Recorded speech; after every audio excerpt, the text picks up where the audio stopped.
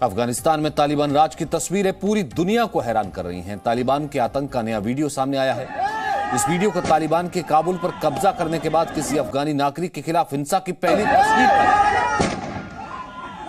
ये तस्वीर आप जी न्यूज पर एक्सक्लूसिव देख रहे हैं। ये उस वक्त की तस्वीर है, उस वक्त का खौफनाक मंजर है जब तालिबान के डर से एक अफगानी नागरिक काबुल एयरपोर्ट की बाहरी दीवार को फांदकर अंदर जाने की कोशिश कर रहा था। तभी एक तालिबानी आतंकी ने उसे निशाना बनाकर फायरिंग कर दी।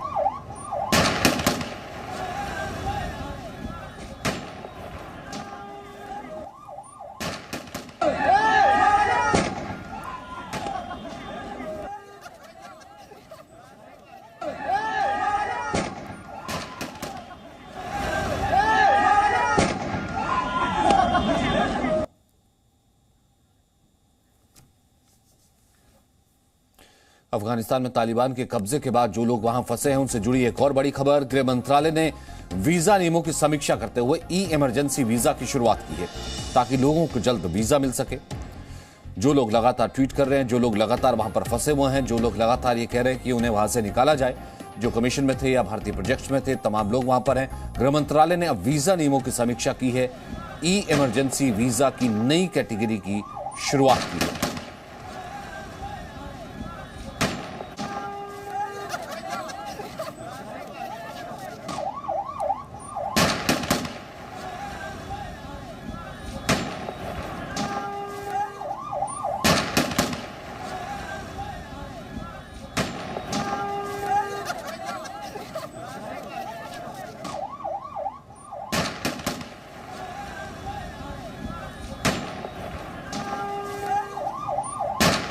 गृह मंत्रालय की, विदेश मंत्रालय की, भारतीय सरकार की पूरे तरीके से अफगानिस्तान के हालात पर नजर है। जो भारतीय वहां पर फंसे हुए हैं जो या फिर जो भारतीय वहां पर रह गए हैं, तो विदेश मंत्रालय की तरफ से बयान आया कि उन्हें तुरंत वापस लाया जाएगा। वहीं गृह मंत्रालय ने भी वीजा नियमों में ई इमरजेंसी वीजा की इस वक्त एक नई कैटेगरी को इंट्रोड्यूस किया है।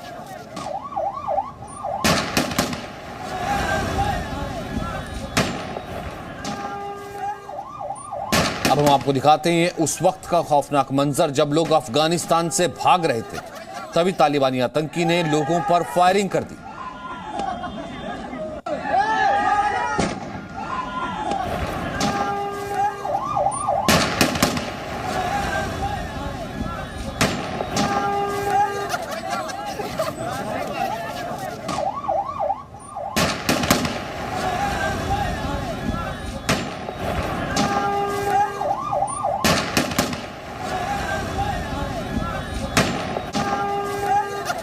जी न्यूज एक्सक्लूसिव तस्वीर आप देख रहे हैं। जिस वक्त एक व्यक्ति दीवार फांदने की कोशिश कर रहा था, उस वक्त वहां पर तालिबान का आतंकी मौजूद था। उसने उस व्यक्ति पर फायरिंग कर दी।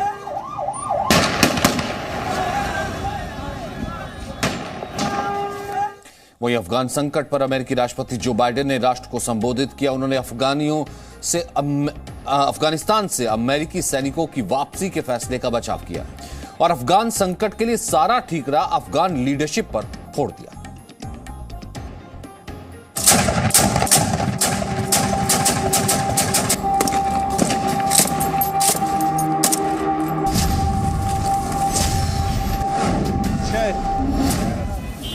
अफगानिस्तान की राजधानी काबुल में क्रूर तालिबान ने कोहराम मचा रखा है।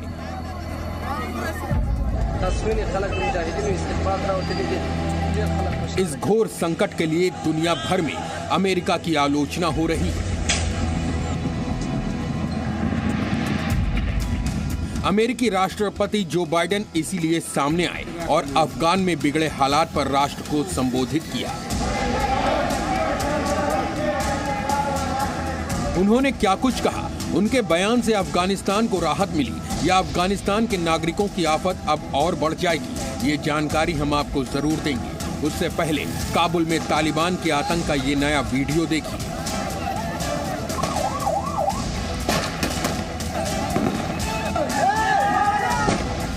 इस वीडियो को तालिबान के काबुल पर कब्जा करने के बाद किसी अफगानी नागरिक के खिलाफ हिंसा की पहली तस्वीर कहा जा रहा है। ये तस्वीर आप जी न्यूज पर एक्सक्लूसिव देख रहे हैं। ये उस वक्त का खौफनाक मंजर है जब तालिबान के डर से एक अफगानी नागरिक काबुल एयरपोर्ट की बाहरी दीवार को फांदकर अंदर जाने की कोशिश कर रहा था, लेकिन तभी नीचे खड़े एक तालिबानी आतंकी ने उसे निशाना बनाकर फायरिंग की।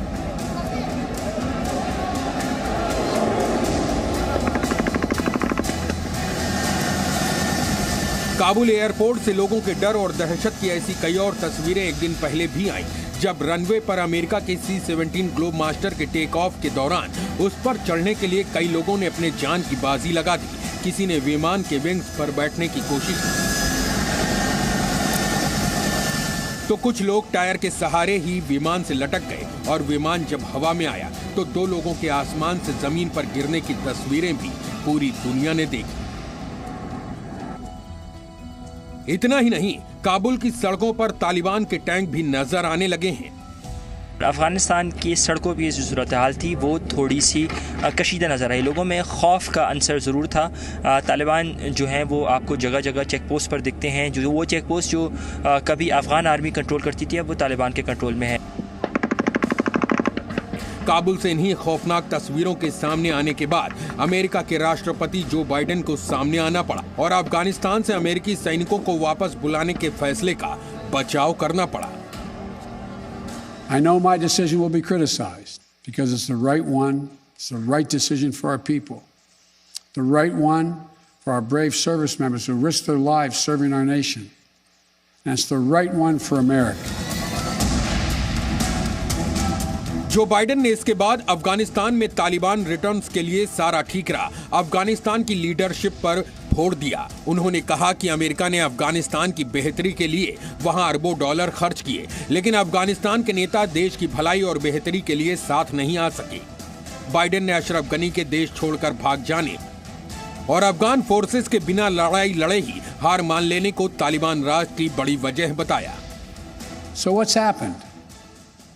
Afghanistan political leaders gave up and fled the country. The Afghan military collapsed. अमेरिकी राष्ट्रपति जो बाइडेन ने सफाई दी कि उनके पास सिर्फ 2 ही विकल्प थे। पहला, तालिबान से हुआ समझौता लागू करते और फोर्स वापस बुलाते। दूसरा, अफगानिस्तान में कई हजार सैनिक और भेजते और ये अंतहीन जंग यूं ही चलती रहती। लेकिन अमेरिका के हित के लिए, अमेरिकी सैनिकों की भलाई के लिए, अमेरिकी सैनिकों के त्याग को देखते हुए उन्होंने पहले विकल्प के साथ जाना ही ठीक समझा। I stand squarely behind my decision. After 20 years, I've learned the hard way that there was never a good time to withdraw U.S. forces. That's why we're still there. But I always promised the American people that I will be straight with you. The truth is, this did unfold more quickly than we had anticipated. Biden पूरे संबोधन के दौरान America का बचाव करते रहे, अफगान नेतृत्व को कटघरे में खड़ा करते रहे। ये भी कहा कि अफगानिस्तान में हालात अचानक बदले हैं, इसका असर दूसरे देशों पर भी पड़ा है, लेकिन आतंकवाद के खिलाफ अमेरिका की लड़ाई जारी रहेगी। हालांकि आतंकवाद के खिलाफ अमेरिका की ये लड़ाई तालिबान के खिलाफ शायद ही देखने को मिले, कम से कम तब तक जब तक तालिबान सीधे तौर पर अमेरिका को नुकसान नहीं पहुंचाता, और तब तक ये बात भी साफ है कि अमेरिका के हाथ खड़े कर लेने से अफगानिस्तान घोर संकट में घिर गया है। अनस मलिक, जी मीडिया, काबुल। तो अमेरिका जहां अफगानिस्तान में फंसे अपने नागरिकों को बाहर निकालने के लिए लगातार अपने सैनिकों की संख्या बढ़ा रहा है, वहीं अफगानिस्तान में मिलिट्री डॉग्स को भी बाहर निकाला गया है। फिलहाल काबुल एयरपोर्ट से सभी कमर्शियल उड़ानों को रोक दिया गया है। कोई भी कमर्शियल उड़ान वहां से उड़ नहीं रही है। सिर्फ मिशन, दूतावास से जुड़े कर्मचारी और मिलिट्री पर्सनल्स को ही वहां से निकाला जा रहा है। मिलिट्री डॉग्स को भी वहां से बाहर निकाला गया। विशेष विमान से मिलिट्री डॉग्स को निकाला गया है।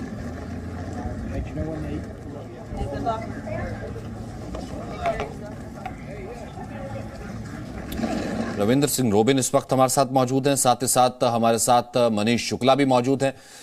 रविंद्र, मैं सबसे पहले आपसे जानना चाहता हूं कि अमेरिका ने तो सीधे तौर पर दुनिया को बता दिया, उससे कोई फर्क नहीं पड़ता कि भले अफगानिस्तान में जो है भले कत्लो-गारत हो, हिंसा हो, कुछ भी हो, उसने तो अपने वहां पर जितने डॉग्स थे वहां तक निकाल लिए। बाकी पर्सनल्स का क्या, बाकी नेशनल्स का क्या, इसके बारे में अभी और क्या जानकारी है?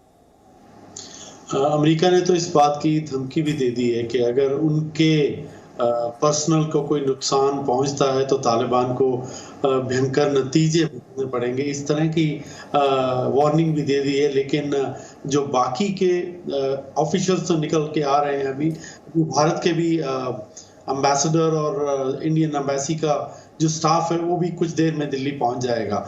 और उसके अलावा जितने भी वहाँ पे भारतीय काम कर रहे थे अलग अलग प्रोजेक्ट्स में, कोई डैम्स पे या हॉस्पिटल्स में या रोड कंस्ट्रक्शंस में, उनको टिकट्स इशू कर दी गई हैं। लेकिन कमर्शियल फ्लाइट्स बंद होने की वजह से उनके आने में थोड़ी सी अभी 1-2 दिन और लग जाते हैं। मेरे जो MEA में जो सूत्र हैं वो ये भी बता रहे हैं कि वो वहाँ पे हिंदू और सिख माइनॉरिटी के लोगों के साथ टच में भी है। अगर उनमें से कोई आना चाहेगा तो उनके लिए भी भारत प्रबंध करेगा। लेकिन आने वाले 1-2 दिन और मुश्किल के रहेंगे अफगानिस्तान में। बाकी नेशनल्स, बाकी जो मुल्क हैं वो भी अपने अपने नेशंस को क्योंकि अब निकालने की कोशिश कर रहा है, क्योंकि अब जो एयरपोर्ट है वो इस वक्त अमेरिकन फोर्सेस के कंट्रोल में है। मनीष, आपके पास क्या इंफॉर्मेशन है फिलहाल, क्योंकि गृह मंत्रालय भी पूरी स्थिति पर नजर बनाए हुए है। ई वीजा कैटेगरी लॉन्च की गई है। विदेश मंत्रालय कह रहा है कि एक एक व्यक्ति तक या एक एक भारतीय तक जो है उस तक सुनिश्चित की जाएगी उसकी घर वापसी। फिलहाल क्या चल रहा है?